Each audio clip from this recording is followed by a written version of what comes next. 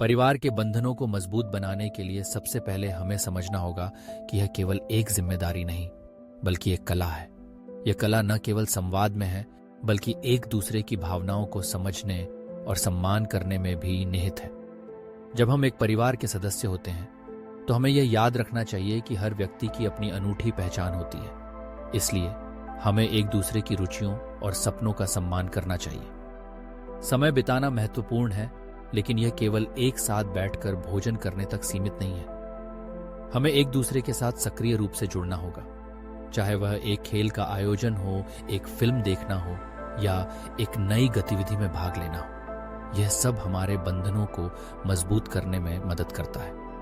साझा अनुभव ही परिवार के सदस्यों के बीच की दूरी को मिटाते हैं। संवाद को भी प्राथमिकता दें, खुलकर बात करें, अपनी भावनाओं को व्यक्त करें।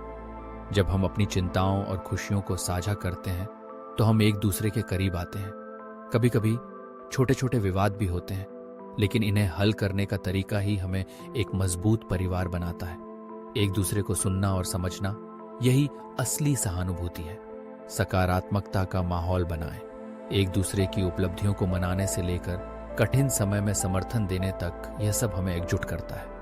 छोटे छोटे सराहना के शब्द परिवार के सदस्यों को यह महसूस कराते हैं कि वे महत्वपूर्ण हैं। अंत में याद रखें कि परिवार का बंधन एक यात्रा है, एक निरंतर प्रक्रिया। इसे नर्चर्ड और कल्टीवेटेड करने की आवश्यकता है। जब हम एक दूसरे के लिए खड़े होते हैं, तो हम एक मजबूत परिवार का निर्माण करते हैं, जो हर परिस्थिति में एक दूसरे का सहारा बनता है।